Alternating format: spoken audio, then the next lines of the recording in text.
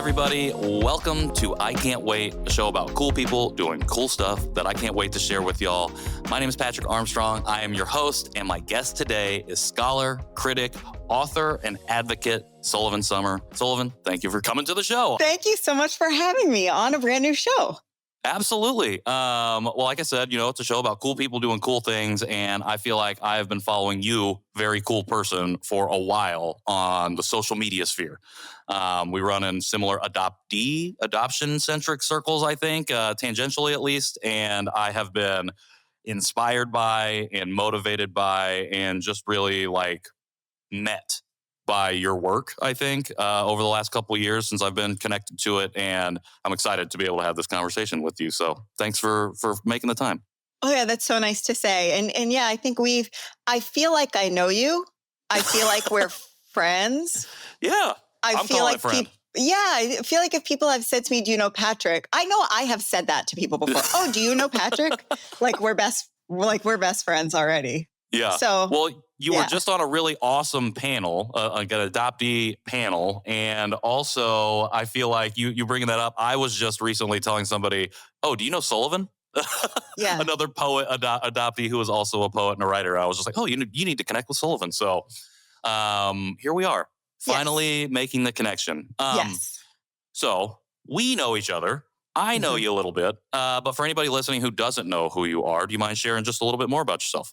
Yeah, sure. You hit the highlights. Like you, I am an adoptee. I identify as a domestic transracial adoptee. I am also an independent scholar of U.S. history. I am a critic, an essayist, a poet, an aspiring novelist as well, and an adoptee advocate. And so these days, everything that I do has to do with reading and writing, certainly.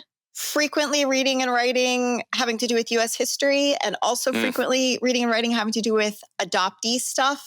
And oftentimes all four of those things coalesce. Reading, writing, U.S. history, and adoptee stuff as well. Yeah. They seem like three disparate topics, and I think people will be very surprised just how intersectional they all are. Yes, they're incredibly intersectional, for sure. Especially the U.S. history and adoption part of it. I think that is a whole conversation that I'm hoping in the rest of 2025 and 2026 we can start talking about a little bit more. But another reason I appreciate your work, because I feel like, again, it's interwoven in ways that I just don't see often enough for my liking. So for people who aren't in the adoptee community or in the adoptee sphere, I think a lot of people have seen in the last year or so news reports around international adoption. China, Korea, Sweden very recently, Australia.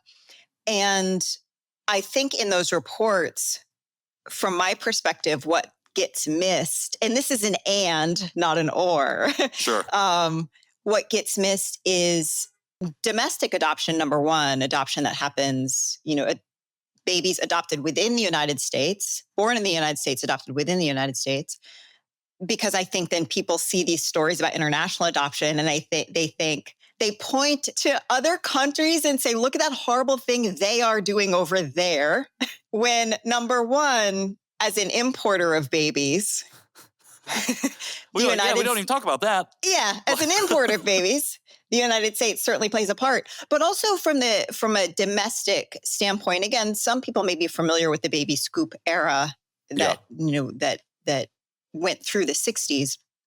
But since the baby scoop era, so sort of post 60s era, domestic adoption has been largely transracial. Largely Black and brown babies being adopted by white couples. And for me and my interest, that is my story. I am a Black person who was adopted by a white couple. But in my studies, what I have been really fascinated by and can't get enough of really is what I think is a pretty direct line you can draw between the country's history of enslavement and the slave trade and transracial adoption. And let me break it down one more piece for that, because I Break it say all the those way sort down. of things and people get extremely uncomfortable, which is not a bad thing. I think we could all, Sure. in this day and age, we could all many of us could stand to be more uncomfortable For sure. than Totally we agree. are a lot of times.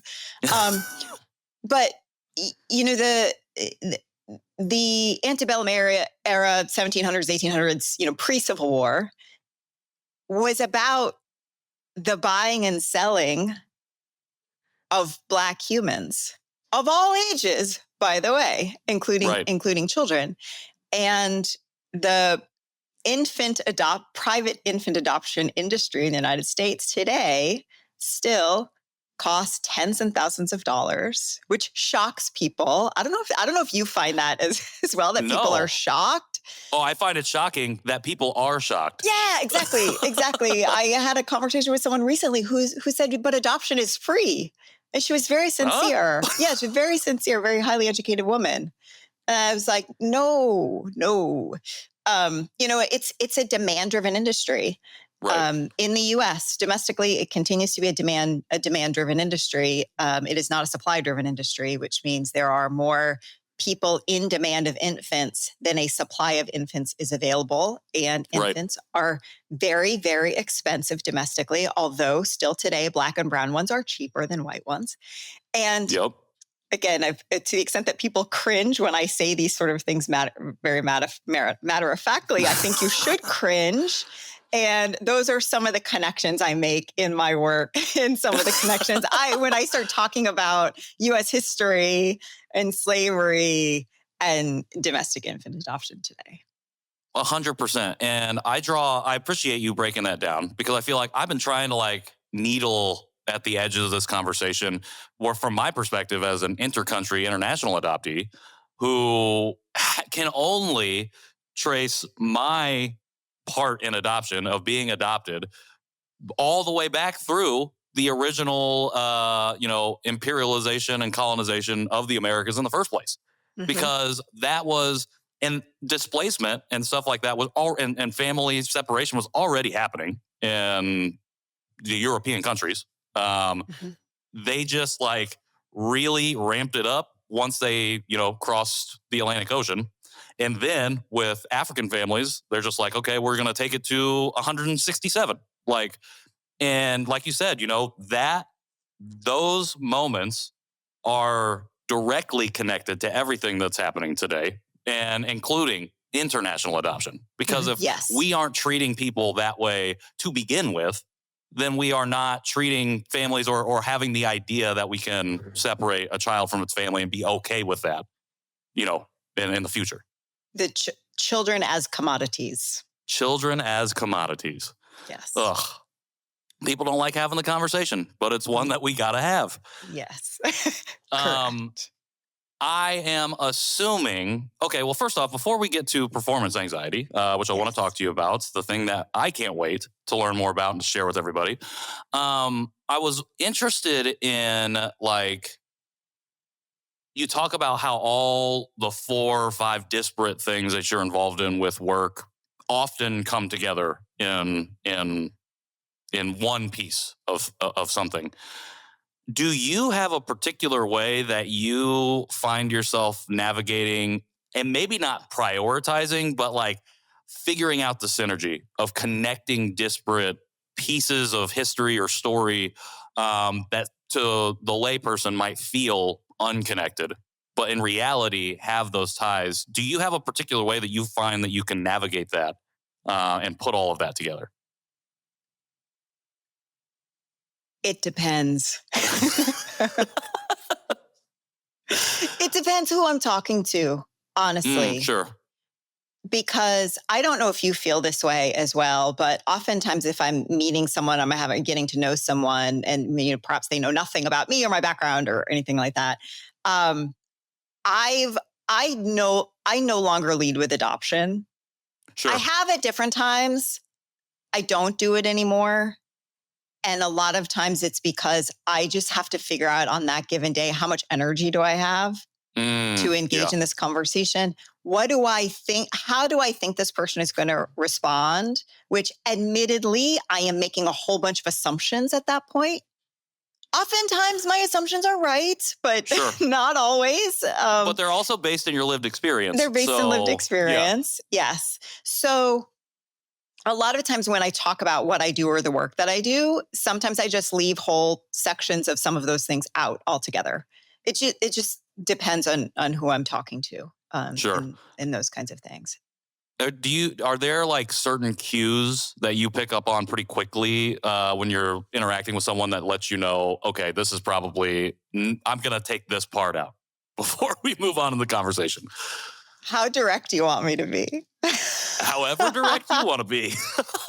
You don't have to name names, but I'm just like, I'm always so interested because I have trouble. I'm a little bit naive with people, a little too trusting and a little too quick to connect. Mm-hmm. And I relate that now to just my attachment issues, I think, that stem from adoption. But sometimes it takes a second for me to pick up on stuff like that, and I might overshare. So I'm always interested in folks who might operate in a similar space and similar conversation. What are the clues so I can start picking up on them? Yeah, I feel you. I feel you. Admittedly, I am freer in front of people of color than I am in front of white people. Again, this is based on assumptions. Totally. And I own that. I own they are based on assumptions.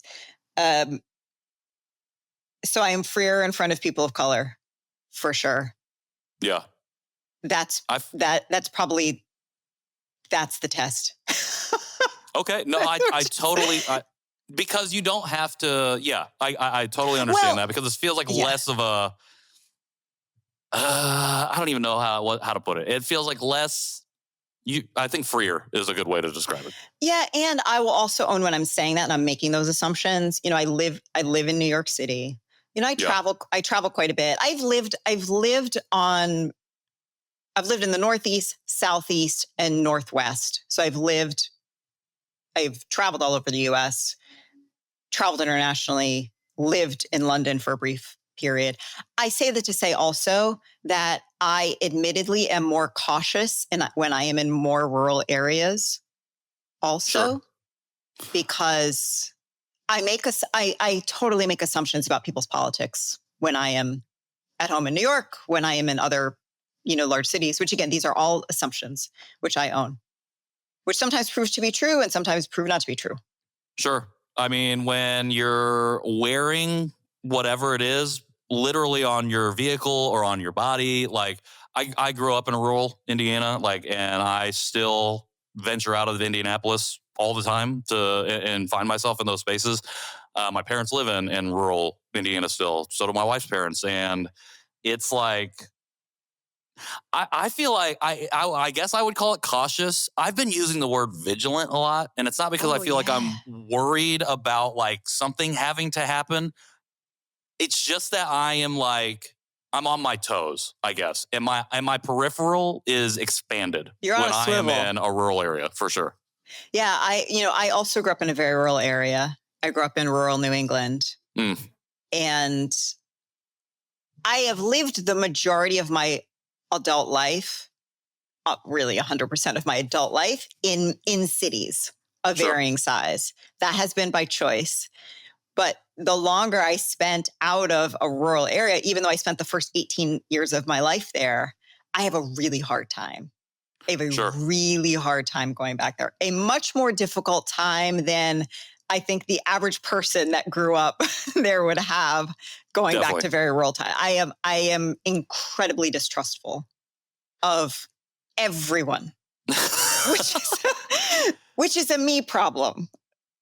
I mean, I think it's a both and situation. Yeah. Because until probably 28, 29 years of age, could go enter into Rensselaer. That's where I grew up. And didn't think anything else, wouldn't feel uncomfortable.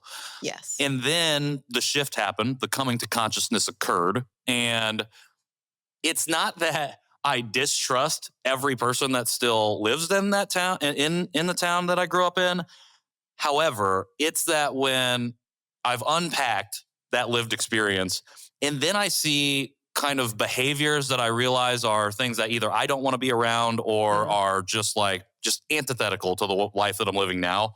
And I see that behavior repeated, whether it be to me or like at a distance, I'm like, okay, this is why I'm vigilant, because people that I trusted, who I thought I would implicitly trust, I am realizing were never safe to trust to begin with. Yes. Yes. And, when you said, hey, till a period of my adult life, I was very comfortable there. Okay, I sure. think, first of all, I would have said the same thing for myself. But now I wonder, in hindsight, were you actually comfortable all of that time? Or did you think, because you didn't know any better, you were in the fishbowl, right? Did you think that you were experiencing the same thing as everybody else was experiencing? And only now do you look back and realize like, oh, actually what was happening in my body was not actually the same things happening in everybody else's body. That wasn't actually comfort. That is the question. And I think I feel like that struggle with trying to like, are my memories and like the thing that I experienced, is that false? Like, that's something that I've been struggling with, I think, over the last couple of years, especially because like, I share with folks now, especially since coming to consciousness, that one of the things I really struggle with from a memory perspective is remembering anything overtly positive that happened in my life prior to these moments. And I'm like, why can I, especially my childhood, I'm like, why can I only remember the really terrible things? And I think it's because, like, for me at least, my body had stored that discomfort inside and the discomfort never dissipated. Yeah. And I think like comfort goes away quickly. Like, and we chase comfort. Discomfort does not go away. It just can be hidden and we can hide it. And we try and hide it through that pursuit of comfort, I think. And I was comfortable not knowing anything or being comfortable with my own identity. What I was really uncomfortable with was knowing myself. And I didn't realize I was uncomfortable with it. It was keeping you safe also. That was also that what your mind was, the things that your mind was doing was keeping you safe. Yeah. I think it needs to start taking some lessons now. Current mind needs to take some lessons from old mind and protection. That's what therapists are for. Hey, I have a great therapist too. Shout out to my therapist. So do I. I think all of this actually is a really great segue into the work that you got coming out. It is your first chapbook, I believe. Yes. Called Performance Anxiety. I mentioned the title before, but that comes out this episode. It's the 25th, June 25th right now. The chapbook drops on the 30th. You can still pre-purchase it right now. So go get that. Link in the show notes for that. But tell us about Performance Anxiety. Tell us about it. What you got coming out. Yeah, Performance Anxiety is, as you said, my first chapbook. And for people that are unfamiliar with the term chapbook, it means very tiny book. Okay, great. I literally have that question written down. I'm like, what is a chapbook? Not tiny in size, but tiny in number of pages. Chapbooks are very tiny, which makes them easily and wonderfully consumable by people who don't have a lot of time in space in their lives. So this came about, I actually have been and am still working on a full-length poetry collection. Okay. And in putting together the poems and putting together the draft over the course of a while, I got some really great feedback by some readers who had read sort of the full manuscript, which was very much about these things that we've been talking about. So U.S. history, slavery, transracial adoption. And some of the feedback I got was, hey, this is a great group of poems, but there are some of the poems in here that don't necessarily go with that thematically, they don't seem to go with the rest of them. And these were poems that were, as a generalization, more about interpersonal relationships. Okay. Not necessarily parent-child interpersonal relationships, but more romantic relationships. They said don't really go with the rest. And so I thought, well, that's really great feedback. I went back through and just took out a whole swath of poems from the collection.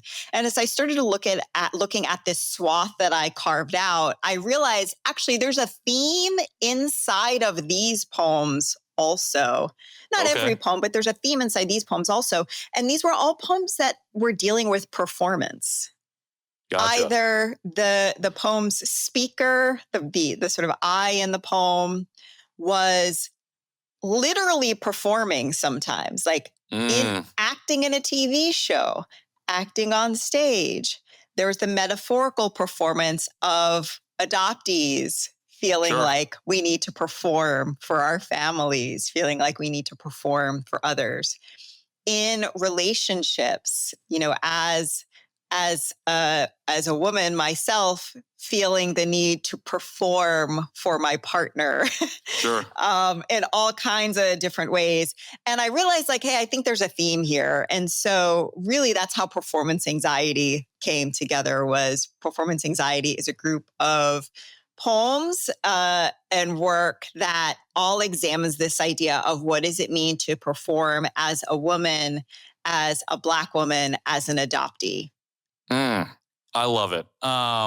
Did you think about what was occurring at the time of writing some of these pieces that found that theme of performance found its way into? Not consciously, for sure. I was just writing whatever I felt, over time. And sometimes they were sparked by, I'm very impacted and influenced by things that happen in the news. Many of this work is stuff that happened in childhood that, has continued to haunt me. Or maybe it didn't haunt me for 20 years or 30 years, but now it's haunting me again. Maybe the biggest surprise after I had this, because it was a surprise to see I had all these performance poems. I didn't know that when I was writing it. But the other thing that was a big surprise to me is there's a lot of cops in these poems. There's a lot of, I know. Half of the pieces in this collection, the police appear in half of the pieces in the collection. And so I started asking myself those questions after, why are there so many police? And there's a lot of violence also. Police, and, we understand police and police violence. We get how that goes together. But, I grew up in a very rural area, very low crime rate. And so did you have a glorification of policing and the police force in the town that you were in? There wasn't a glorification. So my town had 6 police officers. Okay. Sounds about the same as mine. Which, by the way, at least I don't know if it still is today, but at the time I was growing up, that's the national average. I throw that out there because a lot of people don't realize that. You think about these big police forces. The national average, at least at the time, 20 years ago, was 6. So it's a more normal thing. No, there was not a glorification of, so transparently, I worked for the police department.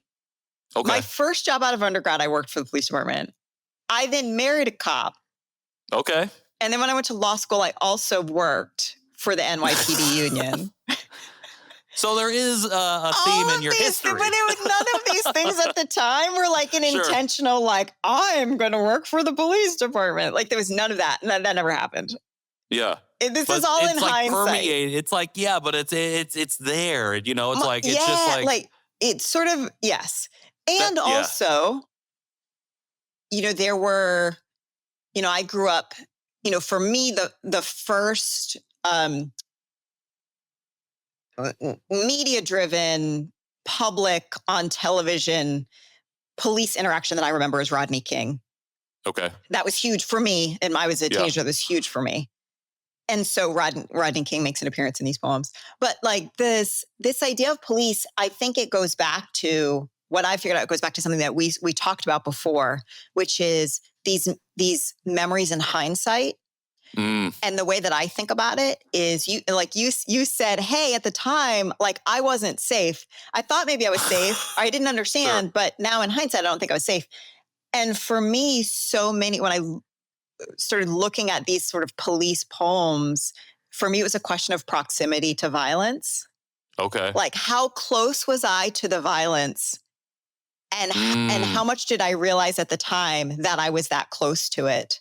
And so, a poem, for example, where I'm sitting with my my white adoptive family watching the uprising in Los Angeles after Rodney King was beaten, and had to have a parent say they're burning down their own neighborhoods. Mm, Now I'm across the country sitting in my living room. right. So am I safe? Sure. And safe from what?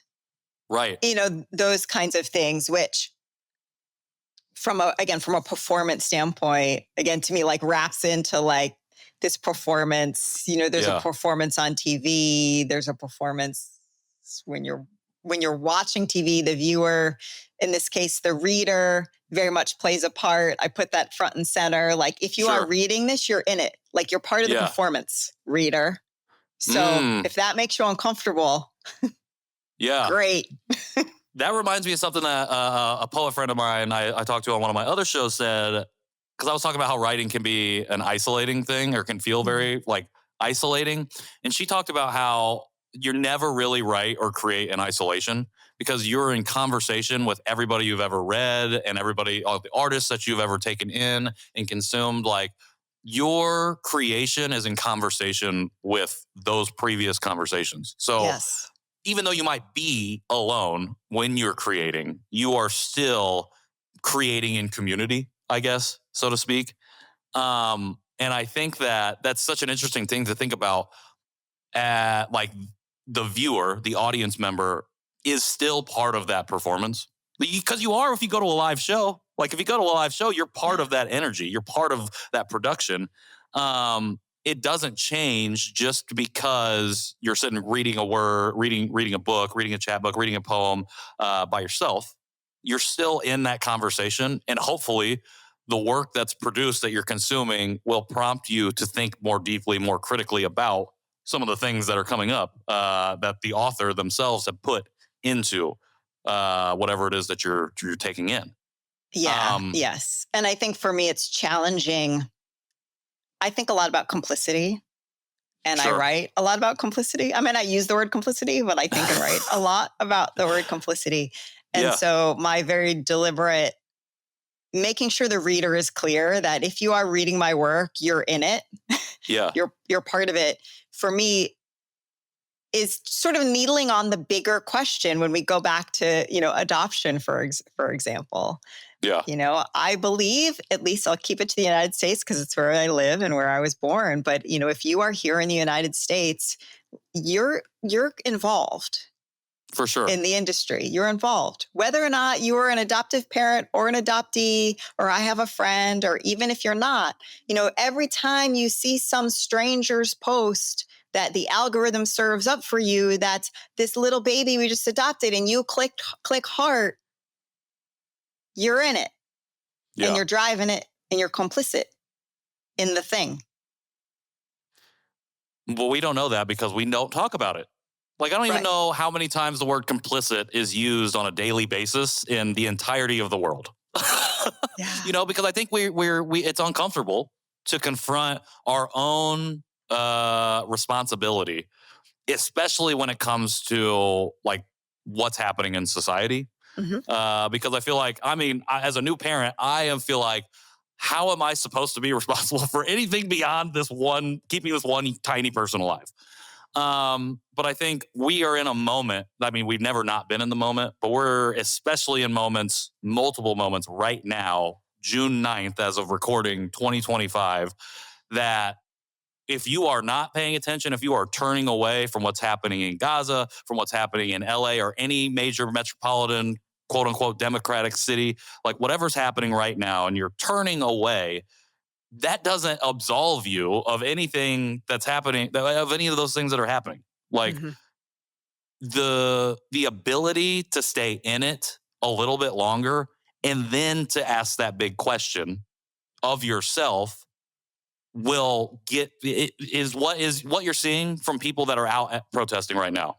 Why you're seeing the upswell of people that are, I guess, fed up, for lack of a better term, with what's going on just in recent times. However, if we're going to make systemic change, we can't just be fed up with the right now. We have to be able to confront the whole system of history and recognize where our part is in it. So that way we can like address that and then play or like at least not perpetuate, those same things. Yes. And being okay with admitting past mistakes. We don't like to be accountable. No. Thinking about this idea of performance, how is this rollout working for performance anxiety? Like, especially when you have a bunch of other stuff that you do. Yeah, it's going to be, well, since it's a tiny book, it's going to have a tiny rollout for a tiny book. Sure. The publisher is Black Sunflowers Poetry Press. They're actually a UK-based publisher. Okay. And so they are doing a virtual launch because, in fact, so I'm launching with 3 other authors at the same time, nice. Which is fantastic. There's 4 of us that launch together, but all 4 of us are in the US.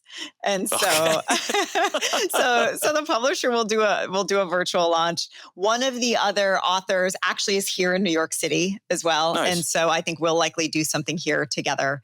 I also want to do something. I want to do an adoptee-centered launch as well. And so I have not yet decided if in a perfect world I will do something virtually and do something in person here in New York. So that will probably happen.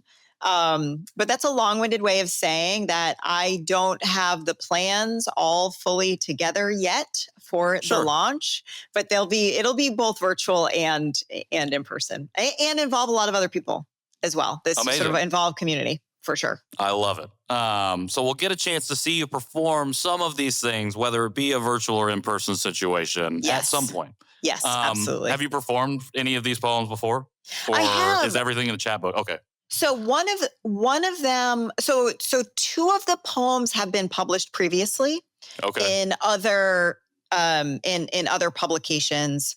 One of them in particular, I have performed a couple of times. And in fact, the publisher is putting together a poem pod. And I actually just recorded yesterday, the one poem that the publisher is putting all together. And so, which I think will be available. I think that will be widely available, that particular poem. But I would encourage people, if they have the means, to purchase a copy as well, because these poems in particular, there is a visual element to them that one can't necessarily get by hearing the poem. Several of them are meant to be seen as well as heard, which is, of course, is a different experience, seeing versus hearing. 100%. Just understanding you can experience in different ways, I think, is what's really exciting for me, what I'm really excited about. There will also be, I'll add also that on my website, once the book launches, there'll be a reader's guide on my website that anyone can access for free, which really is just an essay, essentially. And, there's this idea around poetry that, the poems need to live on their own, right? The poems need to live within the 4 corners of the page. You should read the poem. You should feel something, hopefully. And that's what it is, which I hope my poems do that. But also, and I think this is an adoptee thing, quite frankly, that we like context. We like to know the things. Like, I like to read things with my phone next to me so I can Google the things as I'm reading the things. I never met a footnote I didn't like, or an endnote I didn't or a hyperlink or what have you. And so I hope that people that are very grounded in poetry would read and enjoy the collection, but I also want it to be very accessible for people who may not necessarily say, hey, like, I don't know that poetry is my thing, but I'm really interested in, in US history or in popular culture, or in like some of these discussions that we've been having today, this idea, media culture. I'm interested in those things, that they feel like they have the reader's guide that's there that can help them understand, like, hey, here's a way you could think about what you see on the page. There's not one way. You can think about it however you want to think about it. But here's a way, and this name that's here, in case you're not as old as I am, here is who that person is. to give you context, a broader context to help you think about things a different way. I love that because I love your website, by the way, the design and like the ease, like the UI experiences or the UX or whatever. I'm not a tech person, is very awesome. And I really enjoyed it. And what I love the most is that you share what you're reading and like working on. Like you're giving people like, hey, this is a little insight into what I got going on. And the reader's got to live there too. However, while I can't wait for performance anxiety to come out and for people to get it, I was wondering if you could share or if there was something specific that you are really excited for that you can't wait to either read or watch or consume or whatever it might be. Yes. I can't wait for something that I think you can't wait for either, but you're just not thinking about it, which is the Adoptee Film Fest. Oh, yes. 2025 edition of Adoptee Film Fest does not happen until November. And so I understand we're already in June. But two things, which is why I raised something that I can't wait for that's happening in November. One is for anyone listening or watching, the submissions are open now. So submissions are open today. They're open through August for both shorts, and this year for the first time, there's a features category also. And part of the reason I can't wait is because I am on the features selection committee. Woo! I'm so excited about being on the features selection committee. So I will get to see these movies in November when the rest of the world gets to see them, but I get to see them now because I'm on the selection committee. So, that is what I am very excited about. I am getting ready to, it is imminent at this point. I am getting ready to start watching adoptee films. That is exciting. Yes. I can't wait. I am. You should come you to might New see me York. out there. You might see me out there, maybe. That is and they're awesome. going to be in LA this year also. I saw that. Yes. I did see that. Were you on the selection committee last year? I was not on the selection committee last year. Okay. I went last year, but you and I missed each other by a day. They were so popular, they sold out. They had to add a second day.